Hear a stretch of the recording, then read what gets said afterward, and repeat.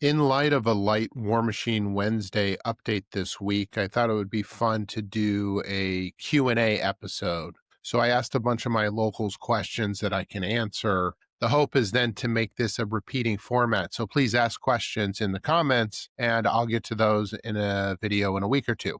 My name's Ryan. I used to be good at Warmachine. Welcome to Spell Rack.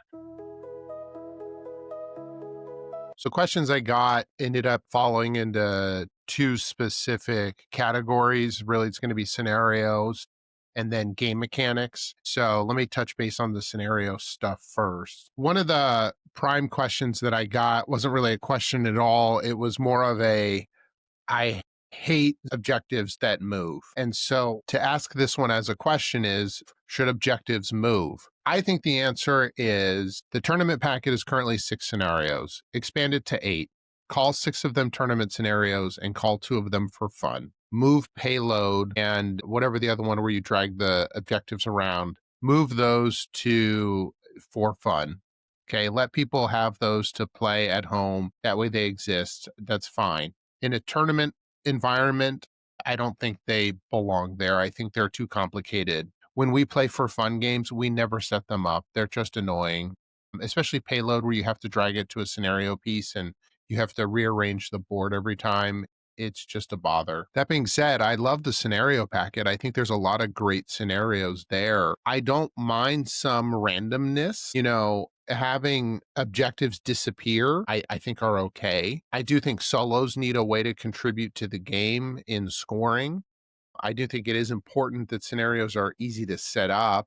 So keeping things symmetrical is probably a good idea. You still have to make sure that there's balance between the first and second player. And that's maybe a little bit more up on the TO or whoever's setting up the table to make sure maybe one side of terrain is a little bit more favorable for the second player taking that side. The other question I got on scenarios was bring back big zones. This was an old Mark II player from my era that is used to big circles and big rectangles. So the question is, should we have big circles and big rectangles? I like the idea of having some of the big circles, but the big circles, if you think about it, a 50 millimeter is just a big zone, right? It's 2 inches across and then 3 inches from there to contest. And so it is an 8-inch circle. We used to use 12-inch circles, I think. So it's smaller, but we have more of them. As far as the rectangles are concerned, I did like rectangles. They were fine in the game. I would say that they should stay out of the game at this point because then it's another tool that we have to bring to games. For local games, I used to carry around pieces of felt that were cut out. We were able to find rings that were 12 by 12 and we carried those around. And so setting up scenario used to be quick and easy, but you'd have to reintroduce new tools to the game. I think I'd probably like to see maybe a 30 mil scorable by solos added back in that could be separate and distinct from caches. But no, I don't want rectangle zones. It's just too much to carry around. Should you have to play both lists was another question. I think yes. I know a lot of people don't like the idea of getting stuck in one of their lists. What I would say to that is choosing your 2 lists is part of your list design process and it's part of your gameplay process. And if you built your first list and it only has one specific thing that it doesn't answer and you brought, I don't know, a Crix list, right? You brought an anti-Crix list as your second list and you never played Crix and so you never got to play it. I think you need to take a better look at your list pairings and how you're running those lists so that you do have a better chance than just Crix to play that second list. The other question is, if you're playing one list that can take on the entire meta minus one little thing, that list is probably too strong and should be adjusted anyway. So I do like playing both lists. The other question was character restrictions. Should characters be restricted across lists? And this one, I really don't know. I think I'm okay with characters being in both lists. It would be a really hard thing to balance. Characters in different factions affect them differently. And so I think that would be a hard thing to exclude people from. The next category is more of a game mechanics sort of item. And in the game mechanics, the first question asked was, should the spell rack be removed? And I think this largely came from the AMA that Matt recently did, where the question was, if you could roll back anything that had been created in Mark IV, what would it be? And he said the spell rack. And then I think he did a sad face. I think the spell rack is really cool. I think the idea of being able to keep yourself out of a terrible matchup by being able to pick your spells is a really neat feature. I understand where it's really hard to balance, though. Something my locals complain about because I play Dusk is every list I can take Battle Lust. Every list I can have Weapon Master Cats. And so the question is, should Dusk be the faction that just has access to Battle Lust? Like, period, on every list ever because of the spell rack. A lot of other factions have mat fixers, right? You get +2 mat on some version of a control wide spell. Should those factions, like the entire faction, have access to that spell every single time? And so I understand that it creates lists that look a lot more like each other, lists with fewer weaknesses. And so you get more all comers. I think you could either lean into the spell rack and do a one list format, and you probably have to expand some sort of variability in the list just to make sure that everybody has all the tools that they need. The way I think they probably should go is restrict the spell rack. And so here's what I mean. It would take a major overhaul, but give all casters, instead of 2 or 3 spells, give them 4 or 5, and then rack 1.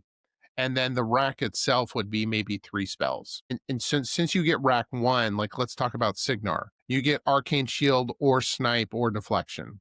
And so those are your choices. I think having a ranged defense available in every list is important, especially just where the gameplay is and where the meta is. So I think every faction should have their win walls and their decels and their deflections. And then you'd kind of pick 2 other spells that are specific to the faction that you think they should have access to. Dusk has Curse of Shadows. If you want to give Dusk Curse of Shadows in every list, give Dusk Curse of Shadows in every list, but give Battle Lust to one of the casters instead of having it on the rack. So that would be my answer to the spell rack is give each caster a couple more spells. You can take the spell rack and divvy it up amongst the casters that exists already, creating more unique warcasters, and then limit that spell rack to rack 1 and a small rack of 3 spells. Another question I got is, should we get a mid-season update? Should we get a July update after the January update? This one I'm not sure how I feel exactly. I think the once-a-year update is obviously wonderful and should be comprehensive. In July, do we have enough data to suggest that something needs a nudge or a hot fix? And I don't know if we have enough data by then to say that something is a problem. I'm trying to think back to July of this year to have said, I think X or Y is a problem. In July, I don't know that there were any big outliers that I think should have been curved. I do think there should be an option for a July update. I guess I'm thinking about warcasters and factions specifically, but there are certain units that might look overtuned and maybe need a small correction. So does there need to be a mandatory July update? No. Is a mid-season patch a good idea? I think a mid-season patch is a good idea if you're going to look up and say, okay, these 2 or 3 models or units need to be touched, and then that's it. Another question I got was that focus used to be effectively 1 stat, and it was your arcane attack, and double your focus got you your control area. And now they've been separated into 3 separate statistics, which is great. I love it.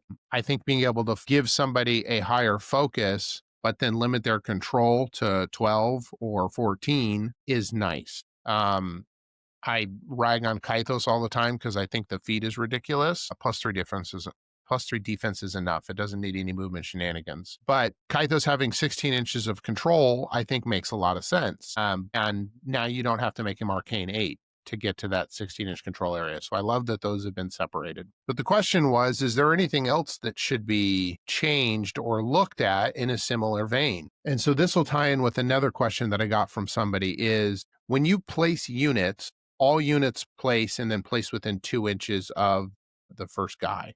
And the question was, should smaller units get the 2 inches, but larger units get a smaller distance between them because they can reach so much farther because of the larger base? So effectively, you can extend threat ranges longer on 2-inch bases rather than 30 mils. I like unit placing where it's at. Usually your large base models are faster, for the exception of like Kador, but I think a standard 2 inches of movement is fine in every unit placing. I don't think that needs to be adjusted or messed with, really. The other place that I could see making modifications to the game where you would decouple from the traditional is I understand that Focus and Fury are completely different mechanics, and you can generate a lot more Fury on a turn, which is one of the powerful abilities of it. You have to reave all that Fury, though, which means that if you don't take in all of your Fury, sometimes you can lose control of your beasts and you don't get to interact with them that turn. And so it does cause problems. It is much more of a management system on the Fury side.